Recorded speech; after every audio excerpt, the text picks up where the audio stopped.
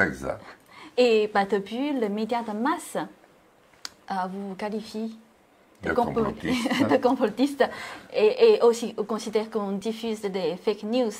Donc aujourd'hui, nous allons creuser tout ça en live avec nos téléspectateurs. C'est très bien.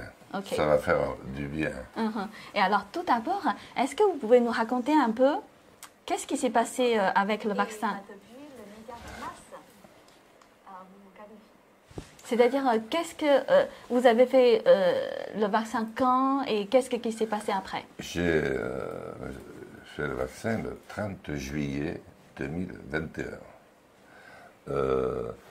au cabinet médical de l'Assemblée nationale. Et je me suis fait vacciner avec le vaccin Johnson parce qu'à l'époque, les spécialistes qui suivaient l'affaire disaient que c'était le meilleur parce qu'il suffisait d'une seule dose. Alors qu'avec les autres, il en fallait une, deux, puis après trois, puis après je ne sais combien. Johnson. Et dans les jours qui ont suivi, alors il fallait, c'était un vaccin qui se vendait dans une boîte, il y avait 4 doses. Donc il fallait trouver 3 copains pour prendre, moi je ne pouvais pas prendre 4 doses, il fallait trouver des copains pour les 3 autres, Johnson. Et bon, on les a trouvés, et je ne sais pas s'ils se sont fait vacciner ou pas, moi en tout cas, je sais qu'il y en a un autre qui s'est fait vacciner en même temps que moi, et dans les jours très vite qui ont suivi, je me suis senti pas bien du tout. C'était la fin des travaux de l'Assemblée nationale. C'était le dernier jour. Et ensuite, je suis parti une semaine avec mon fils aîné, sa femme, nos 3 enfants, et mon épouse en vacances, du côté de Montpellier. Et alors, j'étais pas du tout comme d'habitude. D'abord, quand je suis en vacances, c'est coupé, je ne le suis pas souvent, mais je dormirais sur l'eau, tellement je dormirais tout le temps. Et là, je n'arrivais pas à dormir. Et on a demandé à ma femme de me faire un traitement de piqûre pour me calmer. Et, mais je n'allais pas bien. J'étais agacé, irrité. Même mes propres petits-enfants, ça m'empêchait de jeter, alors que je suis gai d'habitude et serein. Voilà. Et puis, je me suis dit, bon, ça, c'est la fatigue. Je vais rentrer à la maison et je vais travailler. Et je travaille beaucoup, manuellement, à la maison, comme je voulais montrer. Voilà. Dans la propriété, les propriétés. Je l'ai fait aussi cet été. J'ai fait 40 hectares de pente avec une moto faucheuse et des gyrophiles. Mais ça ne passait pas. D'habitude, le fait de transpirer, je transpire beaucoup quand je fais ces travaux, le fait de travail musculaire me remet en forme. Mais en plus, je trouvais que je perdais du souffle. Et il faut du souffle parce que c'est très pentu. C'est comme ça, il faut monter. Et je ne me suis pas senti bien. Donc j'ai travaillé pendant 1 mois et demi, mais pas bien. J'étais pas bien du tout. Voilà. Ensuite, un jour, je suis passé, alors donc j'avais été vacciné le 30 juillet, vers la fin octobre, je suis passé un jour consulter mon médecin pour voir un peu ce qu'il pensait. Il m'a pris le pouls et il m'a dit, mais ça ne va pas du tout ton cœur. Je te fais rentrer tout de suite en clinique. Et il a appelé et j'étais le soir même, l'après-midi même. Et on a dit, bon, il a le cœur, le sang qui tourne autour d'une oreillette. On pensait d'abord que c'était une oreillette, mais après c'était les 2. C'était... Alors, donc, on m'a mis d'abord un Holker, je ne sais pas comment ça s'appelle, pour me suivre pendant des semaines pour voir mes oscillations cardiaques. Et le 3 janvier, on a dit, on va l'opérer. J'ai été opéré, mais les médecins qui m'ont opéré m'ont dit, ça ne fait pas grand-chose parce qu'on n'arrive pas, c'est le sang qui tourne. Ça fait comme, je ne sais pas comment ils appellent ça en termes techniques, à toute vitesse, mais à l'intérieur des oreillettes. Et ils voulaient couper le jet au laser. Ils n'y sont pas arrivés. Ils ont même débranché un moment le cœur pour le relancer. Et ça n'a pas fait. Donc c'était le 3 janvier et je suis monté aussitôt à Paris parce que le député, j'estimais que bon, je devais être aussi à Paris. Mais j'étais très mal. J'ai découvert d'ailleurs que c'était un produit qui m'avait été donné qui était trop fort, je pense pour moi, et qui me bloquait totalement la poitrine. Et un mal à l'estomac. Alors on m'avait donné des symboles de maladie du cœur. Là, je trouvais l'épaule complètement bloquée. Je montais les marches de l'hémicycle de l'Assemblée nationale et je n'arrivais pas à trouver mon souffle. Je m'appuyais sur les députés un par un. Ils croyaient que je leur disais bonjour. Et le 7 janvier, je me suis senti tellement mal que je suis parti tout de suite au cabinet médical de l'Assemblée. Et là, le docteur, qui me connaît, puisqu'elle m'avait suivi pendant la grève de la faim, c'est un docteur de très grande qualité, m'a fait un électrocardiogramme, puis a fait le nécessaire, et elle m'a envoyé avec une ambulance et 4 motards à l'hôpital là où on envoie les présidents. Maintenant je ne me souviens plus du nom de l'hôpital Cochin. Il y a l'hôpital Cochin, bon, on dit bon, on connaît très bien vos médecins, vous avez fait des études ensemble, etc. On va vous réopérer. Ils ont fait la même opération, mais ça n'a rien donné non plus. Sauf qu'ils m'ont enlevé ce produit qui me faisait mal. Et là, ça allait un peu mieux. Et un médecin m'a dit, il faut que je trouve, il y a au moins une chirurgienne qui opère ce genre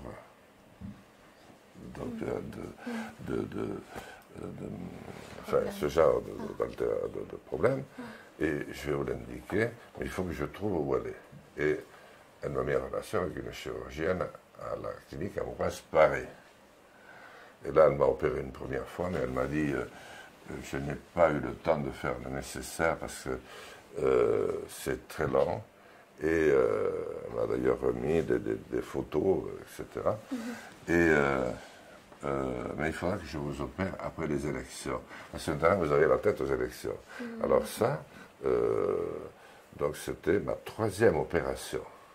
Et elle m'a dit, je vous opérerai le 3 janvier, enfin on a regardé l'agenda, une fois que les élections seront passées. Parce que là, je mettrai le temps qu'il faut. Je lui dis, mais est-ce que je risque quelque chose? Il m'a dit, non, parce que l'adrénaline que vous déclenchez font que, bon, ça fait, au fond, ça ramène ce phénomène qui n'est pas bon. Ça fait que c'est possible.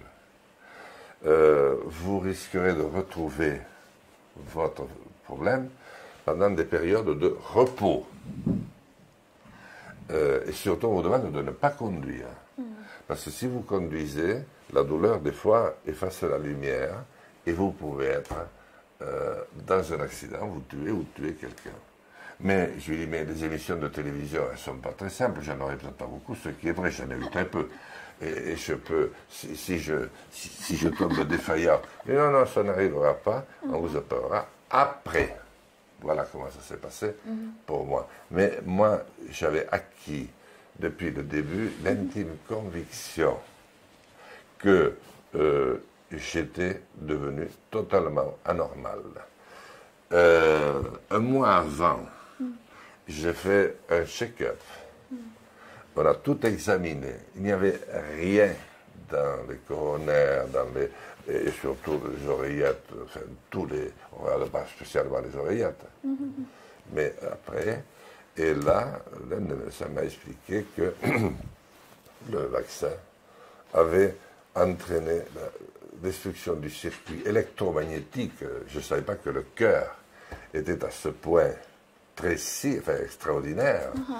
Donc, il y a des points totalement anarchiques qui se sont faits tout autour du cœur et qui font tourner le sang autour. D'accord. Et c'est comme ça que j'étais. Oui. Donc tout à l'heure, vous dites c'est le médecin, vous dites que c'est bien le vaccin qui vous fait ça. Oui. Mais après, il faut comprendre, les médecins deviennent très prudents. Parce que c'est un dossier terrifiant. Donc moi je comprends que des médecins qui se trouvent, et puis j'en ai vu beaucoup depuis, beaucoup qui m'ont dit, mais moi je pensais, mais je n'avais pas la certitude. Et lorsqu'on m'a montré sur mon téléphone ce qu'il y avait, c'est d'ailleurs toujours, ce téléphone m'efface les contacts. Mais celui-là, heureusement, il n'a pas été effacé. Voilà. Donc j'ai eu une longue opération et depuis, bon, je n'ai plus de problème de cœur. Par contre, j'ai un problème de dos parce que je suis tombé. Alors, vous me disiez que France Télévisions, France 2, France 2, Télématin. C'était une fake news à Télématin, de quel jour? Le 14 octobre. 14 octobre. Bon, il faut dire que je n'ai depuis longtemps aucune confiance en France Télévisions. D'ailleurs, je me demande, est-ce que le reportage qu'ils ont présenté un soir à 23h30 jusqu'à 0h30 à propos de la Coupe du Monde au Qatar était une fake news ou du complotisme? Parce qu'ils ont démontré que c'est le président Sarkozy avec Michel Platini qui ont fait des pieds et des mains pour faire voter le comité pour que ce soit le Koweït, alors que les États-Unis devaient avoir la Coupe du Monde. Et ils l'ont fait, voilà. Et en même temps, le président Sarkozy a démarché les Qataris pour qu'ils rachètent à un de ses amis le Paris Saint-Germain. Ils l'ont expliqué pendant 1 heure. Et ils devaient vendre 24 Rafales. Si vous avez vu le JDD, journal du dimanche, de dimanche dernier, il y a une longue interview de Nicolas Sarkozy qui dit « c'est pas moi qui ai vendu les 24 Rafales au Koweït, c'est mon successeur ». Et à la fin, le reportage de France Télévisions, de France 2, dans une grande émission, explique que le président Macron a été lui aussi impliqué parce qu'il a fait des démarches pour exonérer Michel Platini, qui avait servi de démarcheur contre son gré. Parce que je pense que Michel Platini, au départ, il ne demandait rien à personne. Il avait eu beaucoup d'histoires avec son président Butler, qui était le président de la Fédération mondiale, de la FIFA, et lui était président de l'UEFA. Donc il y a eu beaucoup de choses là-dessus. Mais si France Télévisions avait bien voulu raconter cette histoire puisqu'ils la connaissaient avant, vous ne croyez pas qu'ils auraient arrangé drôlement notre situation? Alors quand Madame Delphine Delmotte, comment elle s'appelle, Delmotte, permet à ses équipes de faire des reportages où, je crois, ils disent la vérité sur la Coupe du Monde, qui est un déshonneur absolu pour la France et pour les autres pays. Vous imaginez qu'on est en train de rationner l'essence, le gasoil, que les prix augmentent partout, qu'il faut faire attention, que le président dit nous sommes rentrés dans une période de crise et que là, on va partir chauffer des stades à ciel ouvert au Qatar. Mais est-ce que vous croyez que c'est crédible? Est-ce que vous croyez que ça va faire du bien aux Verts, au Parti des Verts, les écologistes, etc., au gouvernement, qui dit attention, il faut préserver l'énergie? Alors, si eux m'accusent de fake news, quand est-ce qu'ils ont dit la vérité, eux? Est-ce qu'ils ont dit la vérité pendant les 10 ans où ils se sont tus, alors que c'est la télévision nationale française? Ou est-ce qu'ils ont dit la vérité à la fin? S'ils l'ont dit à la fin, ils sont minuscules. Et le fait de n'avoir rien dit alors qu'ils savaient avant, c'est quoi? C'est un complot contre la France. Oui. Vous comprenez? Oui. Alors, je n'ai plus la possibilité de m'exprimer sur les médias français. Tous sont interdits. Parce que, bon, il y a Vincent Bolloré, et, qui en possède une très grande partie. Bon, il n'est pas le seul. Hein. M. Arnaud, M. Niel, son gendre, qui était en prison il y a 15 ans, tous les autres. Avant de parler de... Non, je vais parler de suite parce que ça m'a oublié, ma chère. D'accord. Okay. Et alors, donc, je vous demande de prendre connaissance de ce livre qui s'appelle Vincent Tout-Puissant, qui est sorti aux éditions Jean-Claude Lattès, qui ne sont quand même pas des complotistes. C'est une des plus grandes maisons d'édition de France.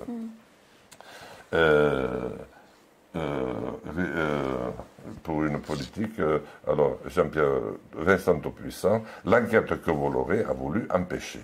Et là, vous apprenez que Bolloré est devenu tout-puissant parce qu'il a repris la banque Rivaux, qui a été une des plus puissantes de France, qui a œuvré en France dans le nord de la France et l'Est, mais dans le monde entier, et qui était devenu très riche et dont il a pris la main, ce qui lui a donné beaucoup de moyens. Ce qui fait que, par exemple, M. Vincent Tout-Puissant détient aujourd'hui CNews, Europe 1. Comme il reprend Lagardère, il a aussi, comment il s'appelle, le Canal+. Donc, il maîtrise une très grande partie de l'information. Moi, j'ai rencontré des journalistes très aimables à CNews. J'en ai rencontré à Europe 1 qui m'ont interrogé pendant la campagne électorale, mais très prudemment. Et quand je pense que France 2, qui me met en cause, m'a laissé 5 minutes de temps de parole lors de ce qu'ils ont voulu organiser comme débat entre tous les candidats. Alors que des personnes telles que la candidate du Parti Socialiste que j'ai archi-battue et le candidat du Parti Communiste que j'ai archi-battu ont eu 17 minutes, je l'ai dit à Mme Saint-Cric, qui était la rédactrice, j'ai dit, mais c'est pas digne. Donc, c'est la raison pour laquelle on lisait Vincent Tout-Puissant, Jean-Claude Lattès aussi l'a trouvé, et vous verrez. Vous verrez pourquoi, et c'est un des problèmes les plus graves en France et en Europe et dans le monde entier. C'est-à-dire que la parole n'est plus libre, elle appartient uniquement à quelques financiers qui n'ont rien de bon pour l'homme. Au contraire, ils travaillent à l'avilissement de l'homme. Et je ne suis pas étonné que France Télévisions, dans son immense télématin, devant lequel je me mets à genoux tout le jour quand je peux le regarder, quand je supporte, parce que de l'autre côté, il y a Apolline de Malherbe, à qui j'avais fait quelques misères, et qui n'est pas prête mais elle, c'est pas pareil. Elle, c'est BFM TV, c'est le grand groupe qui est basé au Luxembourg et aux îles, entre la France et l'Angleterre, vous savez. Et je lui avais dit d'ailleurs ce jour-là, mais elle n'avait pas aimé. Il n'y a qu'à regarder, c'est une émission culte. Et oui, du coup, tout à l'heure, vous avez parlé de président Macron. Donc, on va parler aussi, vous avez annoncé le président Macron et certains membres de ministres et certains membres de vos collègues députés n'étaient pas vaccinés. Quelle est votre source? Mais c'est un secret de polichinelle. D'abord, il a été recommandé au président, au Premier ministre, de ne pas se faire vacciner avec des vaccins qui n'étaient pas encore homologués. Il faut 24 mois. Tous les organes ne les ont pas homologués, mais là, les scientifiques qui suivent, ou ceux qui ont suivi le dossier, auront beaucoup plus d'arguments que moi. Pourquoi? Parce qu'il est président de la République française. S'il était arrivé quelque chose, qu'est-ce qu'on aurait fait? Moi, quand je me suis fait vacciner, c'était l'époque Mais comment vous savez qu'il n'est pas vacciné? Mais parce Quelle que est votre j'ai source? les preuves. Ah, mais quelle est votre est-ce que preuve? vous... Quelles sont les preuves? Oui, je vais te dire. Est-ce que tu peux dire les sources dont tu disposes lorsque tu fais un article, toi? Bah, quand j'étais sur place, oui. Ah, quand tu as été sur place. Ah. Mais moi, je ne suis pas invité tous les jours à l'Élysée. Mais tu peux avoir quand même des preuves. Je vois tes émissions. Il y a quand même un certain nombre de choses qui sont évoquées. Et qui c'est qui te l'a dit? Tu cites tes sources? Nous sommes dans un monde où tu ne peux plus citer. Parce que tu détruis la personne qui t'a donné l'information. Ah, ok. Donc, la vérité sortira. Ok. Je suis entièrement convaincu, d'ailleurs il a eu le Covid, le président Macron, donc ça n'empêche pas, mais il n'a jamais été vacciné. Mais comme la plupart des chefs d'État, et c'est pour ça que quand je voyais Boris Johnson monter sa blanche chemise, ou même le président Macron, même je crois que le président russe, on était moins fâchés avec lui que maintenant, avait fait pareil pour donner l'exemple qu'il fallait se vacciner. Mais c'est une fausse présentation, enfin, une Moi démonstration. j'avais dit, oui c'est une fausse démonstration bien entendu, mais on n'a pas vu de vaccin après, ou alors c'était de l'eau bénite peut-être qui est rentrée à la place du vaccin. Mais vous avez votre source, c'est sûr. Ah mais c'est sûr que j'ai ma source, oui, c'est sûr, parce que j'ai été un combattant toute ma vie. J'ai été élu il y a plus de 42 ans. J'ai porté beaucoup de mandats avant de porter le mandat national. Et j'ai reçu beaucoup de coups, beaucoup de mises en accusation. Eh bien, jamais il n'a pu être établi le moindre fait de mensonge, de fake news, etc. Par contre, moi, je demande à tous les journalistes qui savent, mais jusqu'à quand allez-vous vous taire? Je demande aux médecins, mais ce n'est pas une faute ce que vous avez fait, vous ne saviez rien et vous ne pouviez pas savoir. Bon, vous vous êtes laissé aller, mais dites la vérité maintenant. Ça va rendre tellement de services. C'est pour ça que moi je dis que la question la plus importante, j'affirme que j'ai les informations, mais l'urgence, c'est quand même de faire revenir au moins en France, parce que c'est le pays qui s'est déclaré souverain, dont le peuple s'est déclaré souverain. C'est le pays de la déclaration des droits de l'homme et du citoyen. C'est le pays de la laïcité. C'est le pays qui a porté très haut la civilisation. Parce que nous venons du règne animal, qui nous tire toujours vers l'animalité du « je te mange parce que je suis plus fort que toi ». C'est la civilisation. Et aujourd'hui, la France perd pied en civilisation. Et avec elle, tous les autres pays aussi. Et la grande faute vient de la très grande faiblesse du monde politique, c'est un fait. Regardez ce qui se passe à l'Assemblée. Vous trouvez que c'est très convaincant, que ce qu'on fait est bien? Pourquoi on n'a pas mis de commission d'enquête pour savoir après ce que j'avais fait? Pourquoi on charge les commis de l'État de France Télévisions de dire que Jean Lassalle dit des fake news au lieu d'établir la vérité? Pourquoi ne porte-t-on pas plainte contre moi? Mais qu'on porte plainte, qu'on m'indique avec quels avocats je vais avoir affaire. Vous voyez, j'ai traité, je qualifie un journaliste de chien pendant la campagne, mais j'ai été et a porté plainte contre moi. Et je suis à l'affaire pour me défendre, lui il se défend. Ça, voilà, ça c'est des actes de réalité. Mais dire ce fake news, mais après il y en a marre de la fake news. Okay, c'est pour ça que heureusement que vous existez, parce que ça me permet de dire. Mais c'est beaucoup plus important, parce qu'à force de se taire, il y a quand même eu le sang contaminé en France. il y a 30 ans. Il y a eu des centaines de milliers de morts. Et je connais encore des survivants. Qui était à l'origine? Qui c'est qui a eu à connaître? C'est M. Laurent Fabius. Laurent Fabius, qui est actuellement président du Conseil constitutionnel.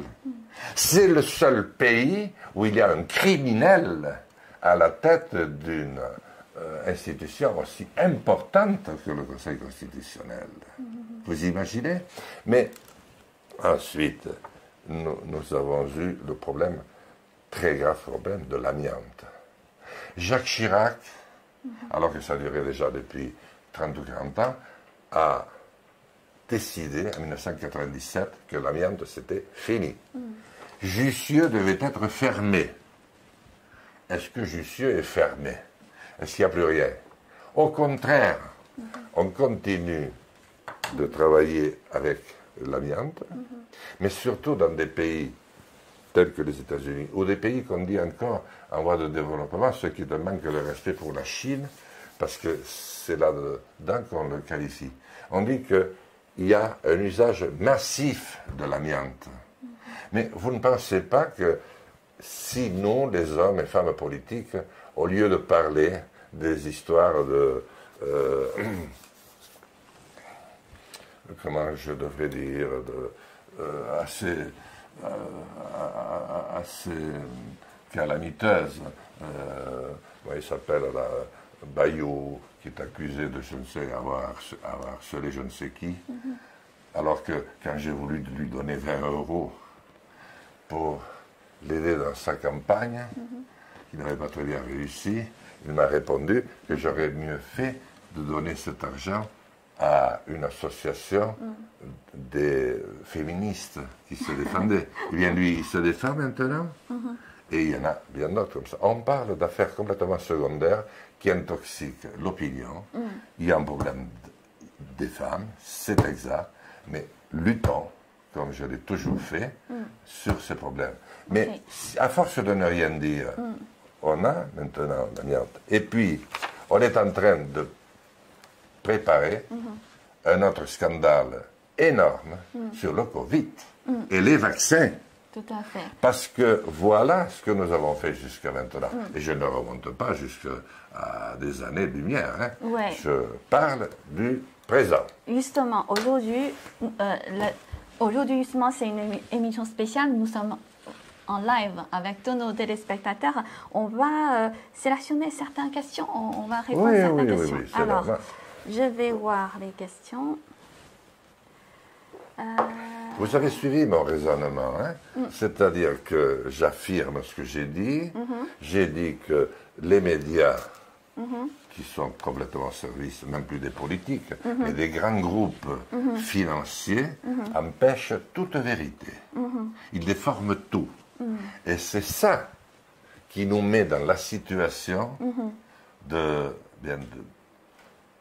sortir de la civilisation et de revenir à l'animalité dont nous sommes issus, du je suis plus fort. Mais ça aura des conséquences. J'espère qu'il y a des questions qui me permettront d'y répondre. Il y a plusieurs internautes qui ont laissé ce message, c'est-à-dire pourquoi vous avez voté le pass sanitaire à l'Assemblée nationale en deuxième session? Non, je ne l'ai pas voté. J'ai voté une fois l'article 1 parce que, je l'ai expliqué plusieurs fois, parce qu'il y avait le mouvement démocrate, le MoDem, auquel j'avais appartenu pendant très longtemps, qui n'était pas d'accord avec En Marche, le parti du président. Je me suis dit, tiens, je vais les encourager, mais c'était que l'article 1. Il y avait 6 articles. Et il y a eu 15 ou 16 votes sur ce problème-là. Donc j'ai voté une fois l'article 1, mais l'article 1, ce qui compte, c'est le vote définitif. Et le vote définitif, j'ai voté contre. J'ai été le premier à voter contre, et je suis celui qui n'a jamais, il y en a quelques autres, je dois le dire, notamment la France Insoumise, Parti communiste, qui ont toujours voté contre. Ailleurs, même notre groupe, vous voyez, où j'étais, liberté et territoire, on a quasiment toujours voté contre. Ok, donc c'est clair. Alors, c'est très clair.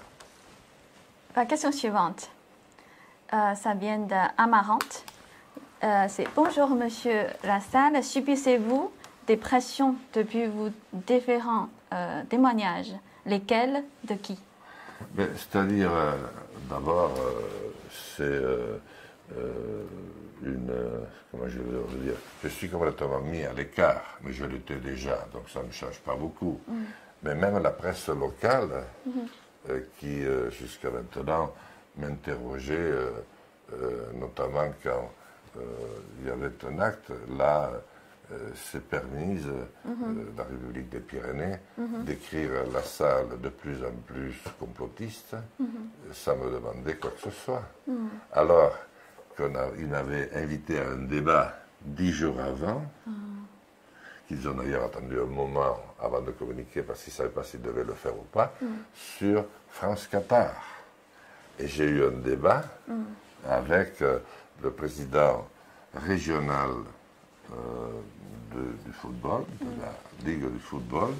Lui était pour et moi j'étais contre. Mais moi je ne voulais pas boycotter le football au Qatar, je voulais qu'on demande, comme ça s'était passé autrefois aussi, à d'autres pays, notamment à l'Allemagne et à l'Angleterre, de le organiser. Alors il y a ça va toucher parce que c'est local, mais sinon il y a tous les messages que je vois défiler sur mon téléphone, mais je dois dire quand même très objectivement que d'une manière générale, il y a beaucoup plus, une immensité de témoignages très favorables et très encourageants, du style continuez, monsieur le député, mon père est encore député alors que je ne le suis plus, monsieur Jean Lassalle, je suis quand même ancien député, élu, je suis un des plus vieux élus de France, quand même.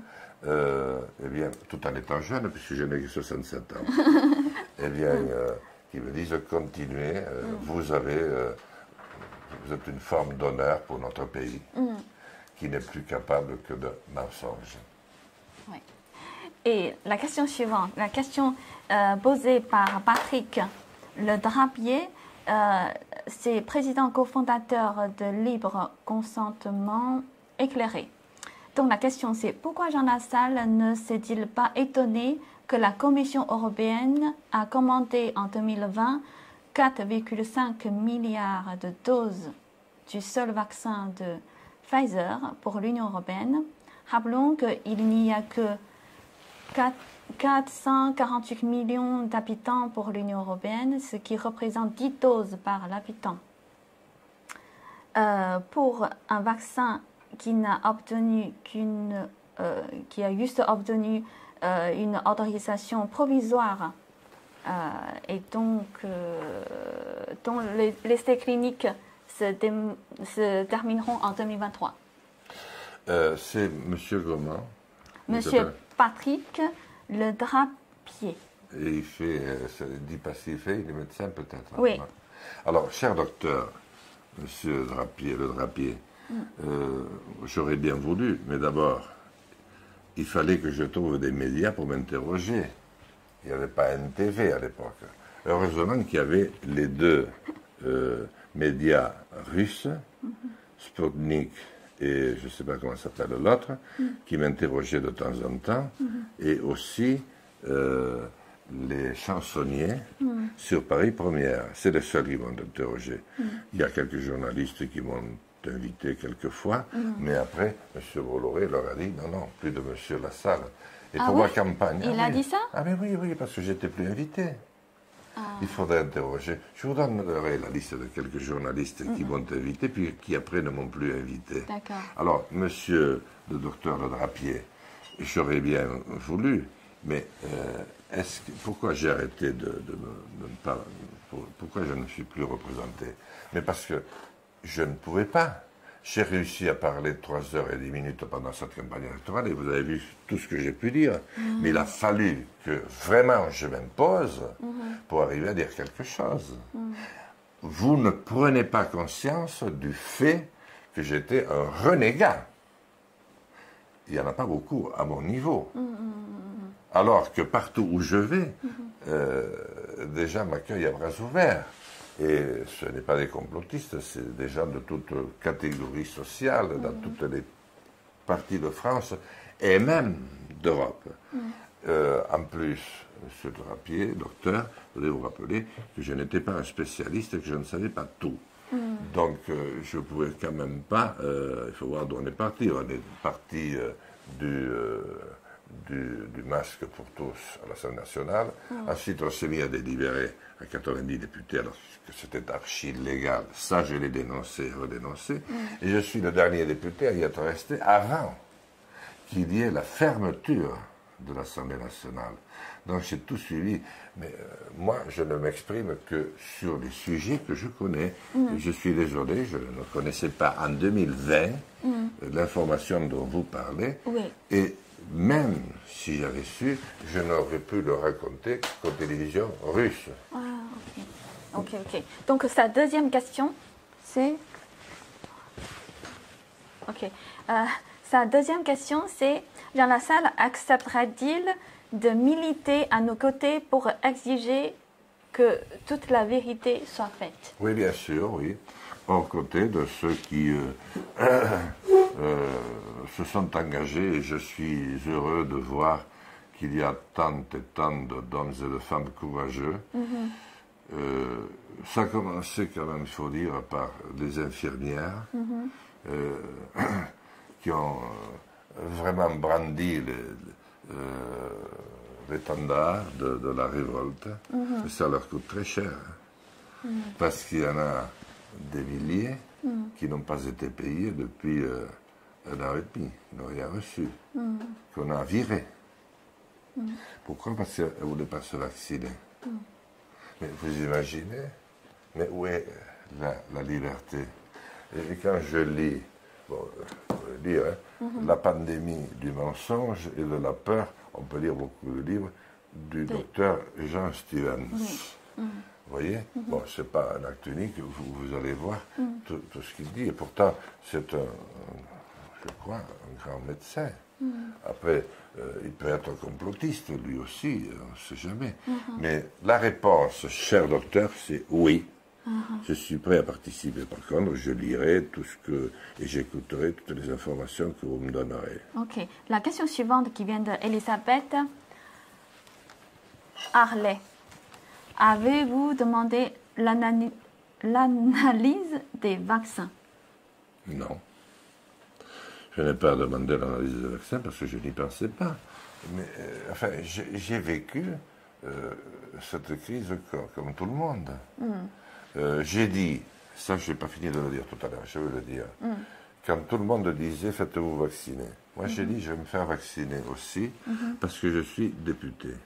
Et qu'un député, lorsqu'on dit qu'on est en guerre, ce qui est quand même très ridicule, j'y ai pensé après, dire qu'on est en guerre contre un virus.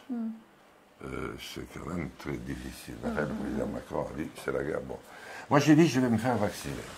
Mais je ne vous demande pas de m'imiter. Je vous demande de me regarder. Je suis assez connu quand même. Si je vais bien, vous allez le voir et je vais vous le dire. Si je meurs, vous le verrez aussi.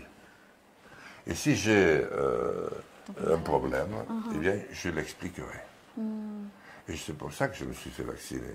C'est parce que j'estimais que je ne pouvais pas m'échapper, que c'était de ma responsabilité. C'est pas par conviction.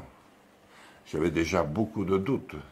Déjà sur l'état de prise en compte du Covid, et ça je vais le dire au docteur par exemple, j'ai connu la période, chez nous ici, à l'Audiosichère, où ma femme qui voulait faire ses courses à 7 km à Arrête, était obligée de se rédiger une autorisation pour dire qu'elle partait 1 heure.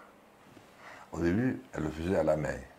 Après, au bout de 8 ou 10 jours, elle l'a fait sur Internet. Et elle partait. Et elle avait d'autres contrôles de gendarmes. Les gendarmes faisaient leur travail, c'était très bien. Mais quelques jours après, nous avions un fils en Australie, qui était là depuis 2 ans. Et tous les pays ont demandé à ceux qui étaient dans leur pays de rentrer. Ça s'est fait progressivement. Eh bien, mon fils est arrivé à Roissy. On pensait qu'il allait avoir au moins un contrôle, un test. Rien du tout. Ma femme n'en revenait pas. Elle dit, moi, je fais un papier pour aller à 7 kilomètres. Lui, il arrive de l'autre côté du monde, on ne lui demande rien. Alors, c'est nous-mêmes qui l'avons un peu mis en quarantaine, parce qu'on s'est dit, il y avait, mon fils aîné a des petits-enfants, tout le monde était rentré. Après qu'on ait fait des comédies incroyables avec des stades qui étaient vides en France, mais archi-pleins en Espagne, vous savez, pour comment on appelle ça, la Coupe d'Europe de football. Et plein en Angleterre, allez-y comprendre quelque chose, ou dans le Royaume-Uni. Donc après toute cette période, tout s'est arrêté. Donc tout le monde est rentré. Mais un mois et demi plus tard, ma fille était au Costa Rica. C'est pas la porte à côté. Les Costaricains lui ont demandé de rentrer. Elle est rentrée dans un Boeing, il y avait 500 personnes à bord. Et il y avait, bien sûr, des Français, mais il y avait des Belges, des Allemands, il y avait des gens du Maghreb, de partout. Elle, elle va être avocate, elle voulait se faire tester, elle voulait. Moi, j'ai été testé au moins 150 fois. Bon, non, c'est là, non, c'est ici, et ça fait c'était Maghreb. Bon, eh bien, on n'a pas pu. Alors ma femme n'en revenait pas. Alors elle a vu 3 dames à blanc à l'aéroport de Roissy. Elle leur a couru après pour dire je voudrais être testée. Et les dames l'ont renvoyé, c'était des bonnes sœurs. Elle dit avec le travail qu'on a, nous sommes chargés de descendre les handicapés, vous allez le faire à notre place. Mais nous, on n'est pas là pour aller vous adresser ailleurs, téléphoner au ministre. Voilà, les bonnes sœurs. Donc elle est arrivée jusque chez nous, pas le moindre contrôle. Et ma femme continue à faire son papier pour aller faire ses courses à Oloron maintenant ou à Arrête. Vous voyez? Mais tout le monde l'a fait. C'est pas logique, tout ça. Alors, vous voyez, je le dis au docteur, enfin, ou à la personne qui m'a dit, pourquoi n'avez-vous pas fait des analyses? Mais parce que vous croyez que moi, je bénéficiais des moyens suffisants pour me lancer des analyses, alors que je n'avais pas un seul média qui voulait m'inviter nulle part. Parce que ça, chers amis, chers compatriotes français, de France, mesdames, messieurs, républicains ardents, prenez bien conscience du fait qu'on vous bassine du matin au soir avec des mensonges. J'ai apporté quelques cas que vous pouvez prendre en compte, mais c'est du mensonge à très haute dose. Très haute dose. Donc, je vais participer, et je vous demande, je lance un appel solennel pour que nous prenions le contrôle de nos outils de communication. D'accord. Qu'on ne puisse plus être empoisonné par les vaccins et empoisonné par la propagande qui est émise par les grands communicateurs en France, les plus grands journaux, France 2, TF1, vous voyez ici, il raconte TF1, a failli être bouffé par Bolloré. Maintenant, il l'est par je ne sais plus qui, par Canal+. Il ne peut plus même s'exprimer partout. Donc, commençons, en même temps que nous faisons le travail de recherche sur les vaccins du Covid, faisons le travail de recherche sur la liberté d'expression des grands journaux de France. Tout à fait. Et qu'est-ce que vous voulez? On ne peut pas reprocher à un journaliste qui sait que s'il dit un mot, il sera viré parce qu'il a 2 enfants, il a peut-être une femme, ou alors il a un mari. Donc il reste. Et même s'ils ont le cœur à révolte, ils restent sagement. Ils ne sont pas comme vous. Vous comprenez? Vous, vous êtes le yin. Vous êtes le courage. Vous êtes l'humain. Vous êtes l'humanité. Eux aussi, mais ils ont peur. Et du coup, la question suivante, qui vient de Marie77. Bonjour, monsieur Lassalle, avez-vous porté plainte contre le labo? Non, je n'ai porté plainte contre personne, puisque de toute façon, le vaccin qui m'a été injecté, inoculé, j'ai été vacciné le 30 juillet, était retiré de la vente le 15 août. Il n'était plus vendu. Alors qu'on le recommandait, c'était le seul vaccin, le vaccin idéal, à dégager. Et puis, moi, mon rôle n'est pas un rôle, c'est pas de faire de la justice. Je respecte la justice et je n'ai jamais porté plainte contre personne. Pourtant, Dieu sait si on a conduit contre moi des campagnes d'une violence inouïe pour m'assassiner. Notamment du temps de MeToo, c'était d'une violence inouïe. J'ai été interdit de m'exprimer à la faculté, à l'école de sciences politiques de Bordeaux. C'était quand même une humiliation pour moi. Mais je n'ai pas porté plainte. Mais que comptez-vous faire, du coup, pour justement régler ce problème?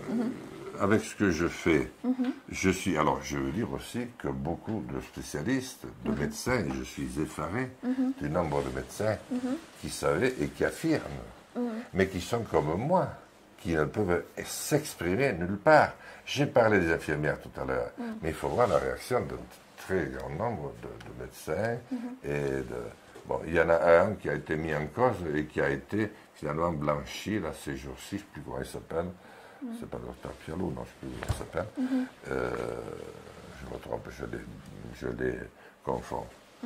Mais ça, c'est une bonne chose. Oui, je suis prêt, mais moi, je vais vous aider à travailler sur le Covid, puisque je suis une victime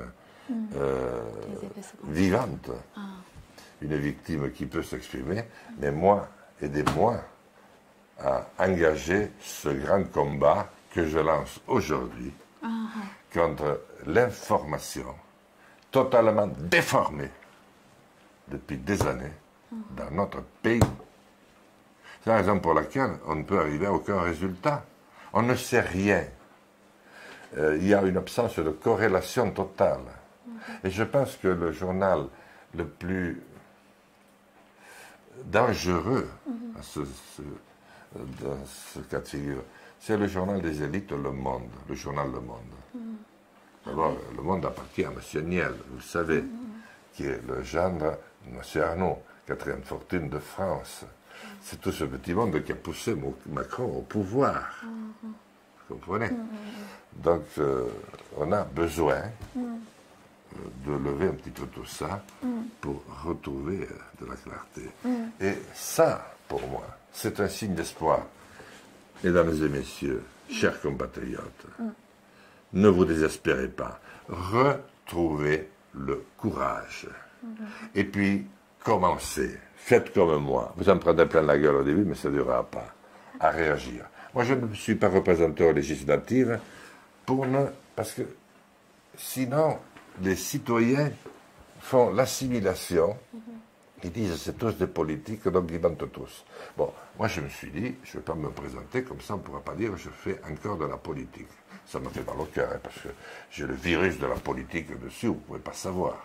Bon, en plus j'avais quand même 4 opérations au compteur, donc vous savez, ça vous travaille quand même. Bon, mais je vous demande, comme un acte d'espoir, levez-vous. Je ne vous demande pas de faire des choses insensées. J'ai toujours été pour les combats non violents. Mon guide, c'est Gandhi. Mes guides, c'est Gandhi, c'est Nelson Mandela. Et c'est même le président Kennedy, dont je ne connaissais pas bien l'affaire. Quand on pense qu'on continue à croire qu'il a été assassiné par ce brave Oswald, alors qu'il a été assassiné par son vice-président Johnson, qui, bien sûr, avait repris toute l'affaire du père du président Kennedy, qui détenait tout le pétrole, les armes, tout le consortium économique, et qui, bien sûr, n'était pas d'accord avec le président John Kennedy, qui, depuis qu'il était président, avait pris ses distances. Alors, je reviens un peu en arrière pour montrer que tout ne remonte pas à aujourd'hui. Il y a eu quand même, dans le temps, quand vous pensez que depuis le mois de novembre 1963, on n'a pas réussi à savoir qui avait tué le président Kennedy, il faut quand même, et qu'on continue à faire croire aux braves gens que c'est ce pauvre couillon d'Oswald, il faut quand même être costaud, vous voyez. Donc, prenons du courage, et mon message serait un message de courage, mais ça passe par ceci, vous savez, ce qu'ils ont chanté à un moment donné, quand tout semblait disparu.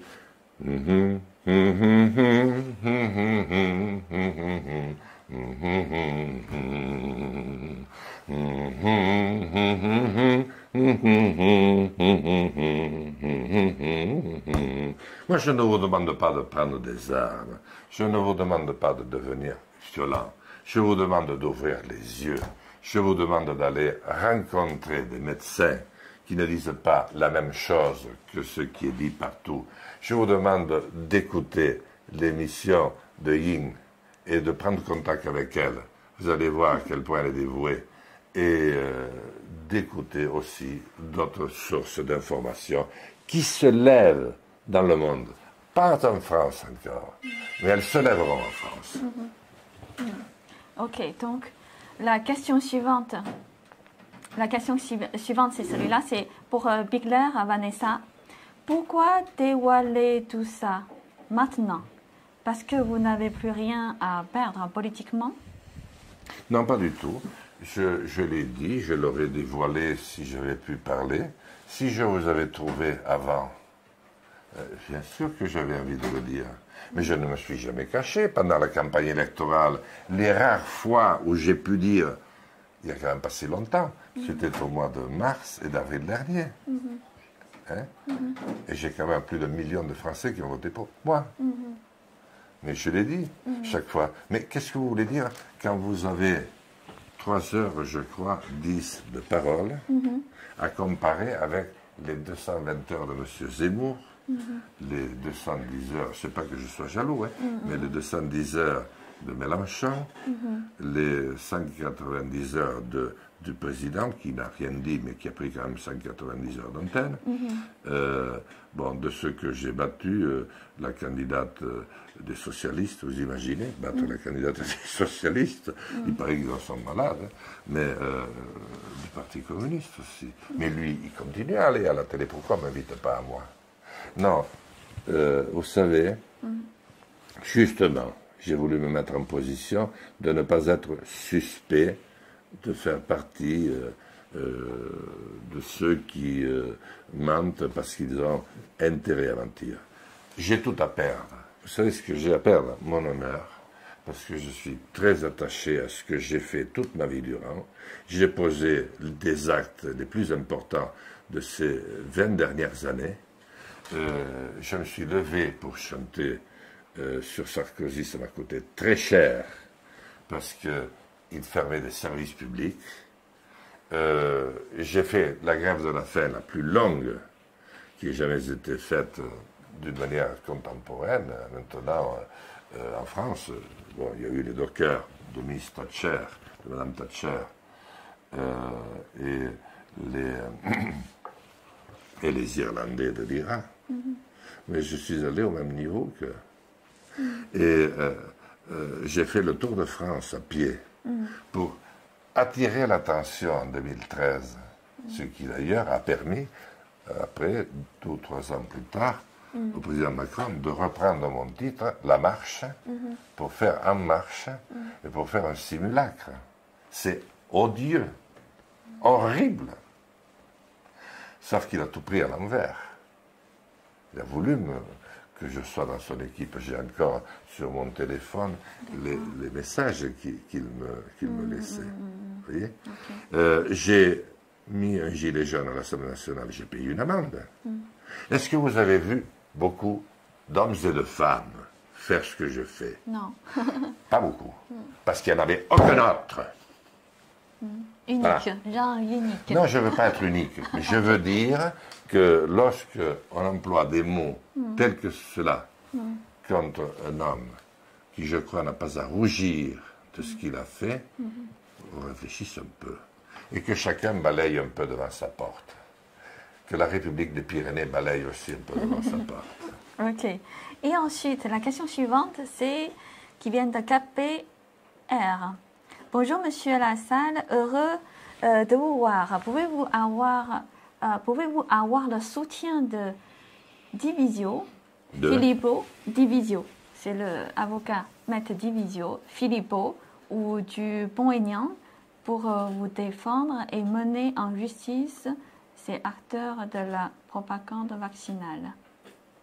Alors, je me suis efforcé de créer mon propre mouvement avec des amis qui sont devenus de plus en plus nombreux et qui m'ont permis de faire les 2 dernières campagnes présidentielles. C'est le mouvement résistant. Et il y a là des hommes et des femmes de grande qualité, je crois, en tout cas de grande qualité humaine, intellectuelle, de probité. J'ai eu une arrivée de jeunes très brillants. D'ailleurs, je suis celui qui a été le plus invité dans les grandes universités françaises. Oui. Et donc, j'ai voulu continuer ce travail avec ce mouvement résistant qui est la résistance. Ça veut bien dire ce que ça veut dire. Ensuite, je connais des personnes dont vous parlez, Nicolas Dupont-Aignan, et je le connais bien, c'est un homme sincère. Je connais aussi M. Filippo, mais ils n'ont pas eu la même approche que moi. Moi, je veux rassembler les Français. Les Français sont divisés, et ils le sont chaque jour davantage par notre président, qui clive, qui dresse, n'est pas le seul. Et d'ailleurs, il est président pour faire ce travail. Comme les autres dirigeants du monde font exactement le même. Comment se fait-il qu'il n'y en ait aucun qui se détache pour mener une politique différente? S'il le fait, il va tomber. Donc, je regarde ce qu'ils font, je n'exclus pas de travailler avec eux, mais Résistant veut garder. Et moi, je suis très jaloux. Et lorsqu'on lance un combat aussi important que celui que je lance, il faut être maître de ses actes et ne pas jeter le trouble dans les Français, dans la tête des Français. Moi, je veux réunir.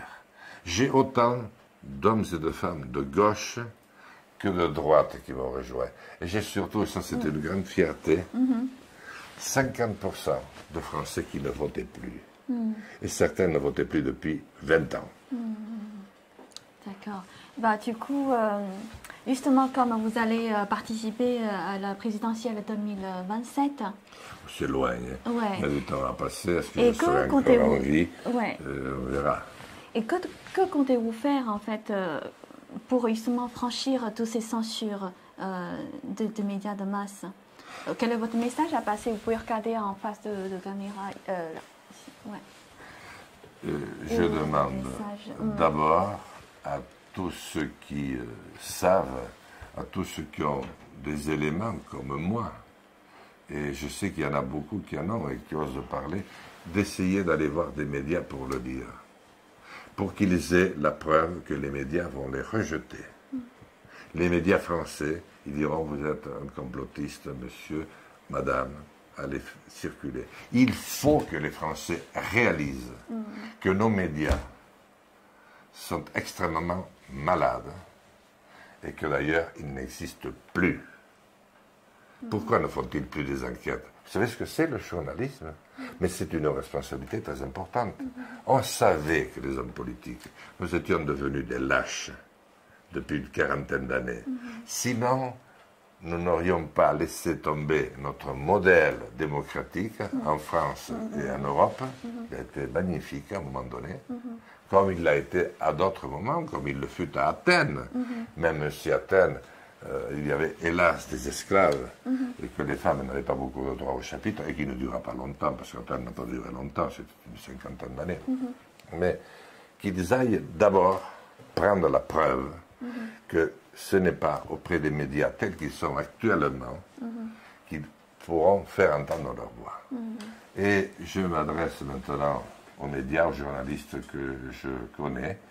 je ne cite pas encore aujourd'hui, je le ferai dans une émission suivante, non pas pour faire peur, non pas, je leur dirai, allez, un peu de courage, et même si vous vous trouvez au chômage, on vous aidera, on ne vous laissera pas tomber, mais ne fermez plus les yeux, vous n'avez pas le droit, vous avez fait des études très longues, très difficiles, eh bien, faites comme moi. Laissez tomber vos prérogatives, votre honneur, qui est un honneur perdu. Et puis, rangez-vous du côté des informations réelles que vous avez. Et ne répétez pas en boucle les mensonges qu'on vous demande. Voilà. Et je demande à tous les citoyens de notre pays, qui fut celui qui se déclara souverain en premier, de relire la Déclaration des droits de l'homme du citoyen, de relire ce que nous avons écrit sur la laïcité, de revoir et de lire notre histoire de France, de redevenir fiers d'être français, parce que les jeunes, c'est ce à quoi ils aspirent le plus. Vous savez que 70% des jeunes n'ont plus aucune confiance en ce que nous faisons, c'est terrible. 70% des jeunes. Et 70% des jeunes ont le sentiment que le système dans lequel nous sommes entrés, qui est aussi redoutable que le fut le système soviétique, sauf que le système soviétique avait recours à la force et vous envoyait en Sibérie, le système américain vous envoyait à Guantanamo, et ici on n'a besoin de rien, on vous laisse vous dessécher sur place. Personne, à part vous, quelques autres, qui viennent d'ailleurs de l'étranger, ne nous demandent de rien. On vous laisse vous dessécher jusqu'à ce que vous soyez mort. C'est quand même très efficace. Ouvrez les yeux, chers compatriotes, françaises et français, ouvrez les yeux et commencez à parler entre vous. Je vous remercie du fond du cœur. Nous ne pouvons pas rester comme ça. Et avant justement de conclure notre live, quel est votre message pour toutes les victimes du vaccin Covid? C'est le message de celui qui a connu ce qu'ils peuvent connaître, hein, c'est-à-dire le doute. Moi, je n'ai pas eu peur, je me suis dit, bon, de toute façon, j'ai autant de chances d'y rester que d'en sortir. J'avais choisi, je ne demande pas à tout le monde d'avoir cet état d'esprit, mais je vais leur dire que de partout, petit à petit, des voix vont se lever. Comme ça a été le cas dans notre pays chaque fois que la résistance s'est organisée. Ils ont été les premières victimes, les premiers blessés. J'ai une pensée pour ceux qui en sont morts, comme j'ai une pensée pour ceux qui sont morts aussi du Covid. Parce que le Covid a tué aussi. Mais le Covid a tué, mais c'est rien par rapport aux conséquences que va avoir le Covid. Moi, on m'a raconté le nombre de kystes qu'on va voir apparaître dans les cerveaux, et j'ai déjà un certain nombre de proches qui sont ainsi malades. Et un kyste au cerveau ne peut pas faire grand-chose. Hein. Vous avez vu l'explosion des cancers du pancréas. Celui-là, il vous laisse un mois. Hein. Un mois avant, vous êtes en pleine santé, un mois après, vous êtes au cimetière. Donc, moi, je dis, n'ayez pas peur. Il faut que nous arrivions à créer, et j'ai vu qu'un de vos invités le disait d'ailleurs, qu'on allait vers des formes de communauté, parce que c'est une période de transition, parce que moi, j'aime trop notre civilisation. Elle était tellement formidable. Comme les civilisations d'autres régions du monde, mais la nôtre quand même était trop belle pour qu'on l'abandonne. Moi, je suis pour qu'on la reprenne, pour qu'on se batte, mais on ne peut se battre que si on affronte la réalité. Et ceux qui ont été touchés, ne perdez pas espoir, rien n'est fini. D'ailleurs, si vous êtes encore en vie, c'est que bien, vous deviez vivre, retrouver espoir et confiance. Un de vos invités disait aussi ce qu'André Malraux avait prédit il y a 50 ans, le 21e siècle sera spirituel ou ne sera pas. Je pense qu'on ne peut pas rester uniquement avec notre perdition d'hommes qui ne croyons plus en rien, qui en l'an 2022 acceptent de ne rien connaître de l'univers, de vivre dans un pays où on consacre 0,75 du produit national intérieur brut à la recherche, alors qu'à l'époque nous consacrions 5%. Je vous assure que si on se relance dans la recherche fondamentale, dans la recherche appliquée, d'abord nous allons trouver l'énergie, qui sera certainement l'énergie solaire. J'ai appris qu'on voulait faire un four solaire, c'est une très bonne idée.